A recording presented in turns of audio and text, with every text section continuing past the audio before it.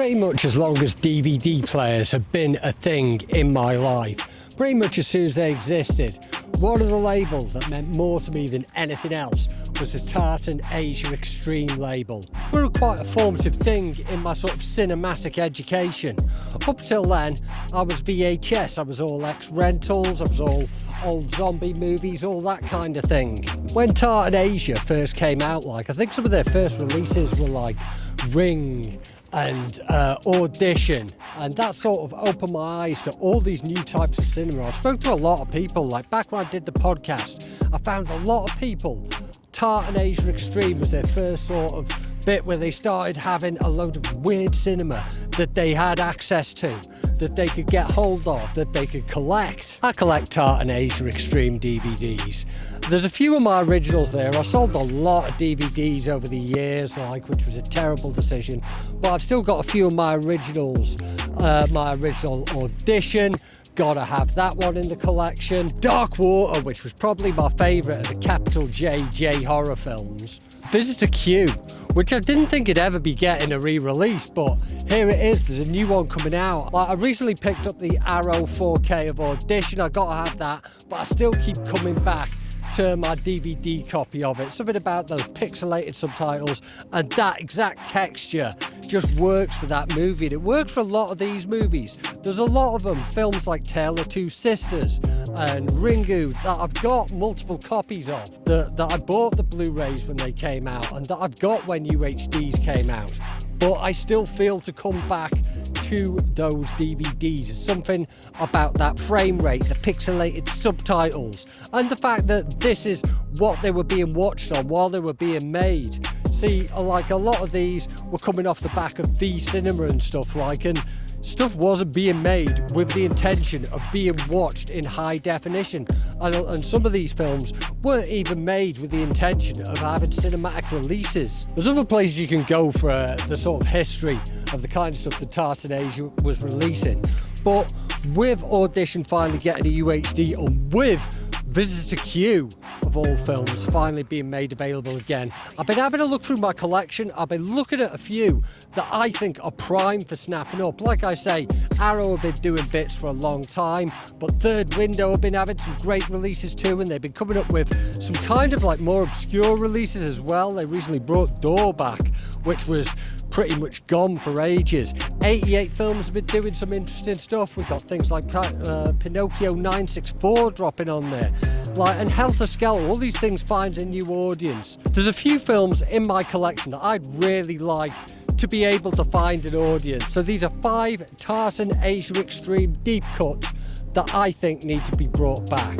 Number 1, top of my list, the film that most needs to be brought back is Marabito. This one's Japanese, and it's got a few names you might be familiar with.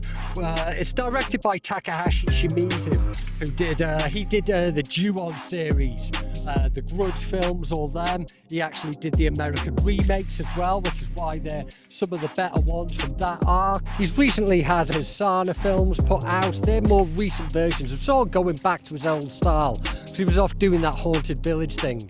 But Marabito seems to have sort of fallen by the wayside a bit, and it's ripe for rediscovery. Also helps that the main character is played by Shinya Tsukamoto, who most people will know from directing the Tetsuo films, and he's got all sorts of other bangers and all. Snake in June, Vital, Kokoro, all these things. This film is, I suppose we'd use the term Lovecraftian in tone, the sort of otherworldly horror to it, and it concerns a guy who's a cameraman who sort of goes around filming weird stuff, and he's mucking around in some tunnels, some sewers, and he comes across a young girl who needs to be fed blood to live. Kind of like there's a element of vampirism there. There's kind of a vampire thing going on, and he takes her home and he has to feed her blood so she can survive. The whole sort of thing of him being a cameraman and sort of filming all this stuff brings an analog horror, found footage, mixed media aesthetic to it, which obviously I'm really on board with.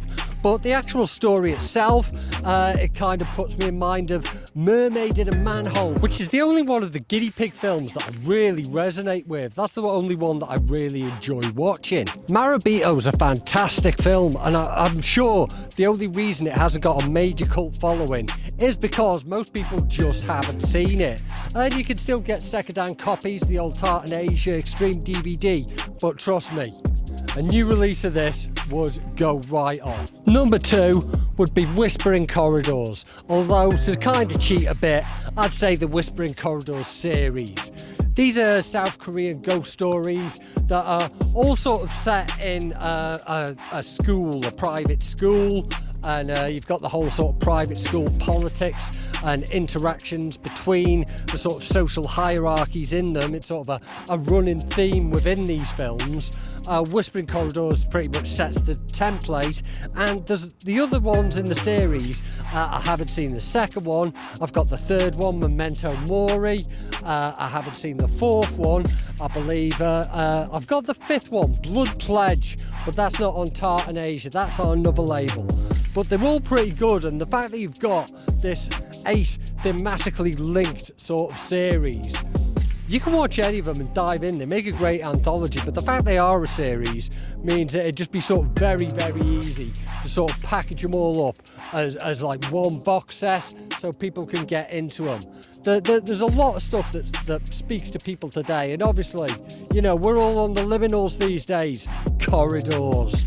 It's in the title. Red Shoes, this is another mid-2000s one, and it's kind of a reworking of the Hans Christian Andersen fairy tale of the Red Shoes, which I'm not particularly familiar with. I don't really know my fairy tales like that, and I'm too lazy to research, but it's sort of reworked in the style of these the sort of haunted object films, which are kind of becoming a theme. Things like Ring, Phone, The Eye, and all this. A lot of the films that were sort of coming out of East Asia around this time being sort of picked up by Tartan Asia, and some of these, there was a point when there was like films like these where basically it was like almost like a factory. They were making the original film so it could be remade by the Americans. They made them just so they'd have rights to sell. But this one is unique. There's something special about the Red Shoes. A lot of it's in the aesthetic. I love the colours in it, or more specifically the lack of colours.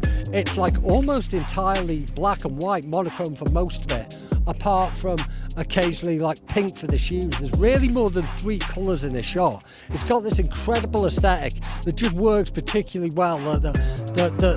That kind of style was only really sort of happening at this point in the 2000s, and it's insanely atmospheric. It's the kind of thing you see coming back in a lot of like sort of VFX edits and like sort of influencing music videos and stuff today, but just watching the film told in this style is brilliant. I just got completely immersed in it. It's interesting because it's such a contrast with the likes of Helter Skelter from around this time, which was obviously just the most colourful thing in the world. But yeah, The Red Shoes, that's a film that could definitely stand to be rediscovered. Boutique release for that, trust me, it's shifting units. Next up, another one that definitely needs to come back. And I was sort of putting in mind in this one because the Pang brothers, The Eye, recently came back, and I've been watching some of the other Eye films, The Eye 2 and The Eye Final. The Pang brothers are kind of interesting because like all the films in the sort of Eye series sort of went along a different kind of routes. Like by the time you get to The Eye Final, which is the third one in the series and not the last one, there was The Child's Eye after that. By the time you get to that point in the series, they're doing sort of a comedy horror kind of thing, and it's very different from the tone of the original. But in a similar kind of year as like in the same year that The Eye 2 came out, they put out Abnormal Beauty. Abnormal Beauty is a particularly interesting one. It sort of follows these women. One of them's like sort of pathologically addicted to capturing images of death via, it's sort of about what that means and their relationships, and are you bringing anything into the world by kind of documenting this thing.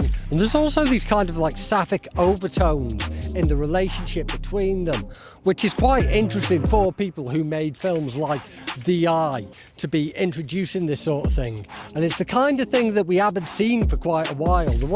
There certainly wasn't many people doing it in Hong Kong cinema at the time. We have been seeing a lot of it since, but it's the kind of thing that's come back lately. Like every time I go to the picture house, I get the advert, I see the trailer for Teenage Sex and Death at Camp Miasma. It's just letting me know that this kind of thing, it's the time for it. So this would be a really, really good time for people to rediscover abnormal beauty.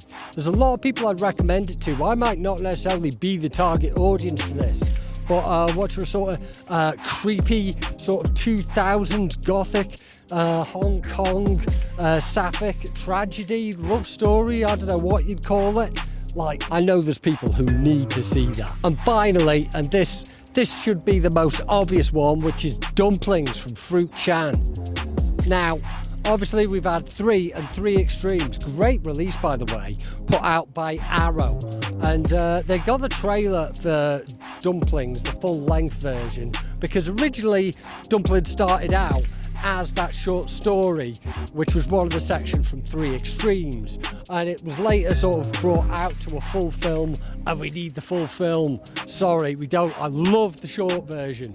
In fact, I sort of love the feature film version in a slightly different way to how I love the version from 3 Extremes, because it really does expand a lot on the themes, brings a lot more sort of subplots up. The ending's very different, but also the cinematography is by my boy Christopher Doyle, who's like one of my favourite cinematographers of all time for his work with Wong Kar-wai. He's the guy who did Fallen Angels, Chungking Express, In the Mood for Love, all these timeless films with iconic images in. So yeah, I'd say that's one that's certainly like prime for rediscovery at this point. While we got all these great labels like Third Window, 88 Films, what Arrow are doing, Umbrella doing a lot over in Australia, all these kind of things. There's a lot of potential for these ace films to get rediscovered. But yeah, I've probably yapped long enough. If you've got any personal favourite Tartan Asia Extreme films that you reckon like need to come back, let me know in the comments. Safe.